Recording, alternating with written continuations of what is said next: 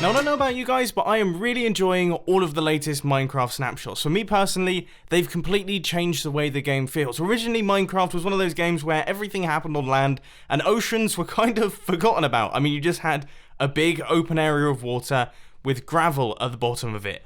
Not exactly exciting, but if we pop underneath here, I mean, it just feels so alive. We have these guys, which are absolutely terrifying. We have all of the vegetation. We have the fish swimming around, and obviously all of the new structures.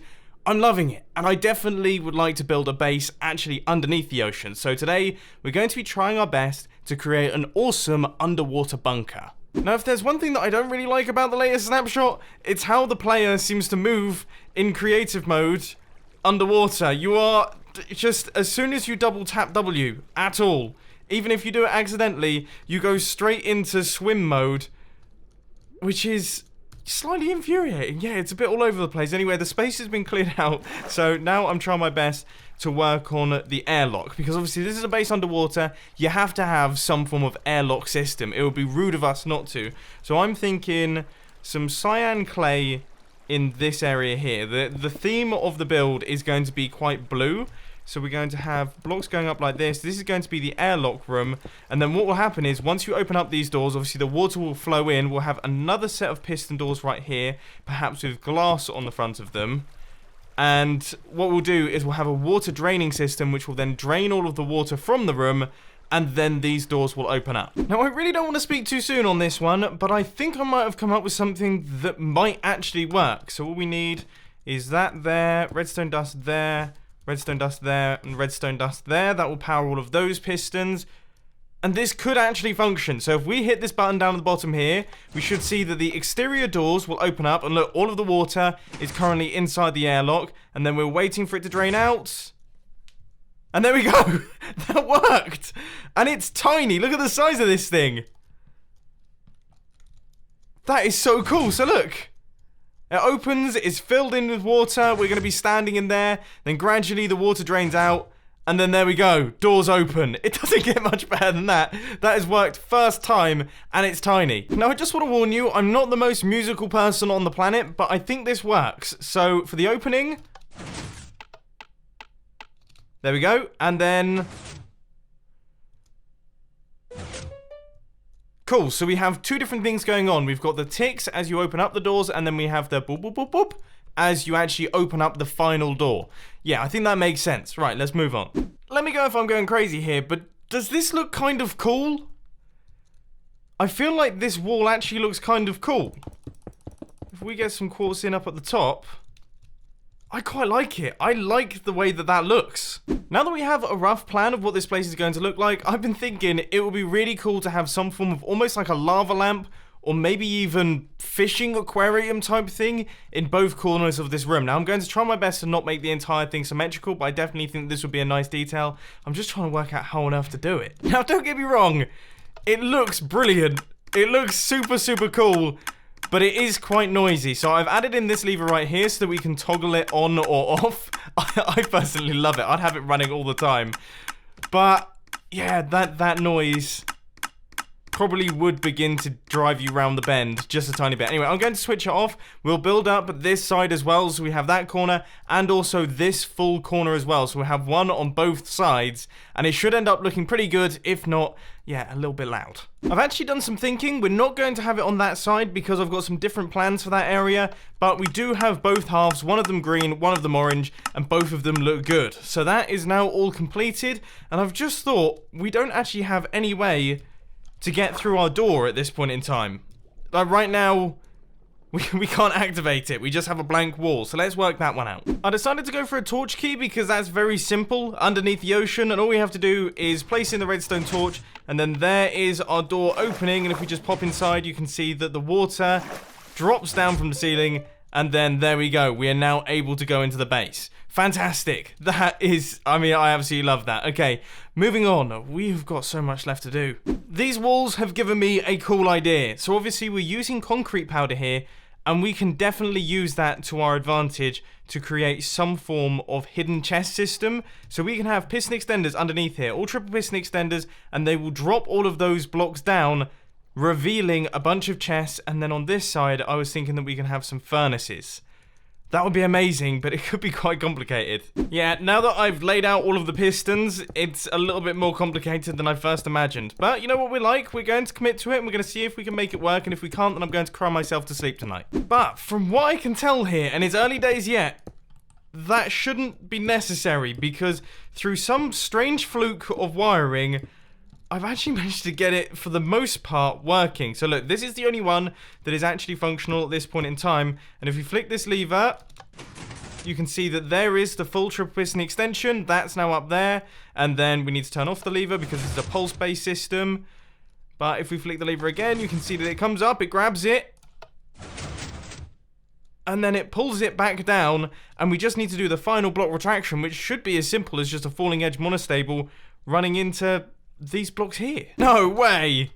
If I just place in these blocks, I think it might be working. Powering.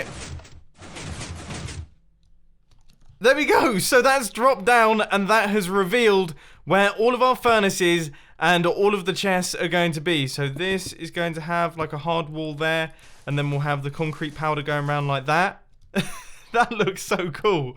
And then when we hit the button once again, that's quick too. I can't get over this one. I could do it all day long. If we just hit this button here. That is one of the most satisfying things to watch. We've got the furnaces over there, the chest right there, and then when we hit the button again, it's so fast. It's so quick. Oh, that is so cool. Alright, okay, well we have made a solid start to our ocean underwater bunker. What comes next? I think I've just come up with a really cool concept. I'm not 100% certain this is going to work though, but what I wanted to do is I wanted to create... No, it's broken badly. That is not good. What? How has that broken how it has? Okay, now that I've fixed that up, I have created, a relatively interesting concept in which we have a pop-out infinite water source. Now, as you guys know, that was actually a recent Redstone video that I did with a pop-up hidden pool. That was considerably more complicated, but this actually works quite well in the context of a base. You can see that this is all the redstone here. We just have some simple block swappers, and then we just retract that central block. But it looks great, if you're asking me. There's so many satisfying to watch builds here. In fact, every single build we've done in today's video so far has been incredibly satisfying to look at. I'm holding out some serious hope that this is going to work. So if I place in some magma blocks down there, or is it soul sand? We need soul sand down at the bottom there. So if I place those down at the bottom, and then break some of the blocks up at the top here. Okay, water is flowing in. This is good. This is what we wanted.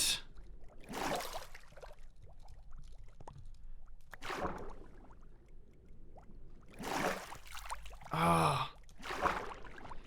In my head, that was going to launch us right out.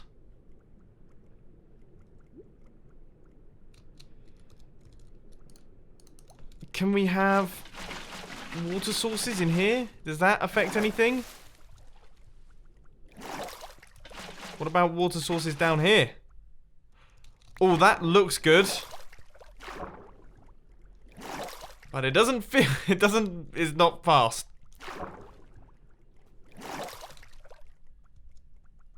Oh, that was kind of my plan. But, as mentioned earlier on, don't worry. We run into roadblocks, we try and work around them, and we come up with new concepts. And I think I've come up with a good one. So if we...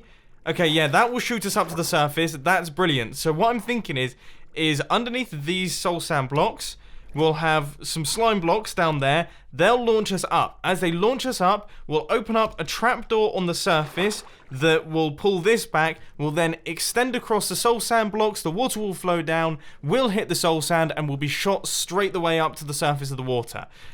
Okay, now I need to work out all the timing circuitry for this thing, which is going pretty well so far. If we hit this button, you can see that the slime blocks launch us up, and then we get stuck in this chamber right here. So now what we have to do is create a trapdoor up at the top, which will allow the water to flow in, and then we should have ourselves a working system, I think, potentially, maybe. Right, so, button press.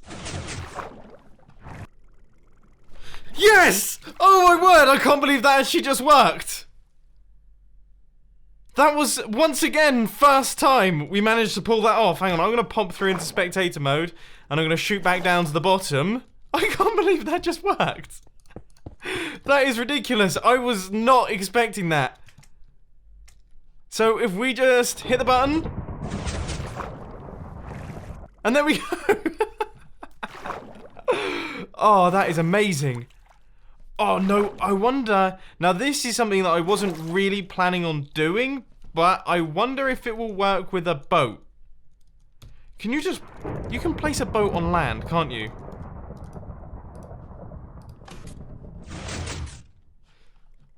I mean, it might need a little bit of work. I don't know if it's something that's worth pursuing particularly. Then again, it has just gone straight through and is now up on the surface. So clearly, it would function. Now, I've made some pretty serious changes to the redstone circuitry, and I've made sure that the pulse stays on for long enough to actually allow the boat to reach up to the surface, because if it doesn't, then the boat sinks back down to the bottom, which isn't perfect, but it should now function. What?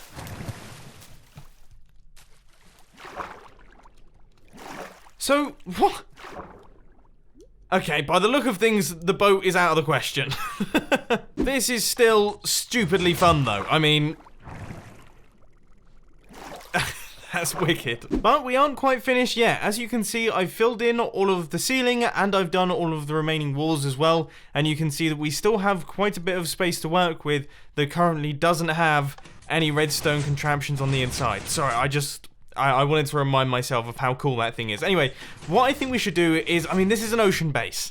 So obviously we need to have some form of AFK fish farm. I just hope that they actually work in this version of Minecraft. I'm not sure that they do. I'm not 100% certain about this one because, I mean, it kind of looks like it works, but I can't see the bobber. And I don't seem to be catching any fish. So, I mean, there's a chance that it is working. The actual system itself does seem to work. The trapdoor opens when the bobber is in the water, but there's just no visible bobber. So, either this is a functional AFK fish farm, or it's a historic AFK fish farm. Either way, I think it looks quite cool. Now, what on earth do we do about this back wall here? We have got a ton of space to play with, and I have no clue what I want to do with it. I really don't. I was thinking maybe, well, originally, if this thing was working well, we'd have an item elevator and then a storage system for all of the items. But it doesn't look like that's working, so instead I've just got this little chest right here. Now, what do we do with this? Well, we've got a bed sorted now. That's done. I don't know how well we'd be able to respawn from that thing. I imagine probably not. But it fits in, and it looks pretty cool in there. Still nothing though. Okay, I've come up with something and I think it's going to end up looking pretty cool. What we're going to have is we're going to have a little villager trading area out the back here that is once again going to be concealable because I absolutely love this system, but this one's going to be slightly different. So it's actually going to pull this top set of concrete powder back. Now I'm assuming if I have something like a sign here, so if we place signs going all the way across, it doesn't necessarily have to be signs. In fact, I'd probably rather something like an iron trapdoor. If we could do that and then have all of those be powered, or even potentially not. They look quite cool like that. And then we have this. So that will be retracted out the way, and then all of our villagers will be standing here. And I wonder if they're... I wonder if there's any way that we can force them to stay where they are. This is getting a little bit tricky. So that guy there, right, I suppose we'll have one of those. We'll stop him from traveling off the edge. And, okay, he's making his way back onto the minecart. What? What's going on? How has that happened? That makes absolutely... Oh, why is that block missing? Oh my word, this is tricky. We've got them all in. It was a massive pain in the backside, and also if you're wondering what these slabs are about, it's because if you put 3 villagers next to one another, apparently they all push themselves off of the rails, which isn't exactly brilliant. So we've had to split them all up, but we've got there, and I've just thought to myself, I now need to do the redstone. I probably should have done the redstone first, because I'm certain. In fact, I'm 100% certain that we're probably going to have to break these guys and rearrange them. So part 1 is now done. If we flick this lever, you can see that all of the blocks pop up, and then when we flick the lever once again, you can see that all of those blocks drop down. But the one thing that's missing is obviously this top section right here. So these blocks are going to be pushed back and forth. Now the thing that makes it difficult is that obviously we need to push these blocks now, but then on the retraction, we need to retract them first and then allow for the double piston extender to happen. So it's like a flip side system. And I believe that should now be completed. So first test. That was close. But it seems to have worked. And then there is the retraction. So there we go. That is one fully functioning system, just about. And it looks pretty cool, doesn't it? Now I'm thinking in terms of what we have for marking out these villagers, I reckon we should have some item frames down at the bottom here that are out all of the time, so people can tell there's something behind the wall, but they have to reveal it by flicking the lever. So for example, our lab coat guy can have, if we get an enchanted book of some form, then we can put that inside there.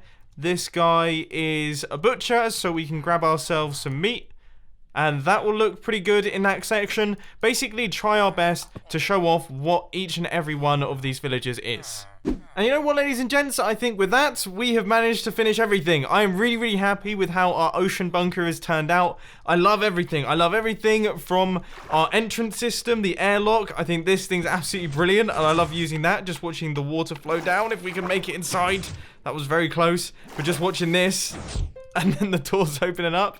And then obviously everything from the exit, the hidden chests and storage systems, all of the different things that we have going on. I absolutely love it. This is by far one of my favorite bunkers I've ever made on this channel, so I really do hope that you enjoyed this video. If you did, please hit that like button. If you really loved it, then make sure to subscribe. But thanks for watching, guys. This has been Mumbo, and I'm out. I'll see you later. Oh, and filming channel stuff. You know what to do. Link will be on the end screen.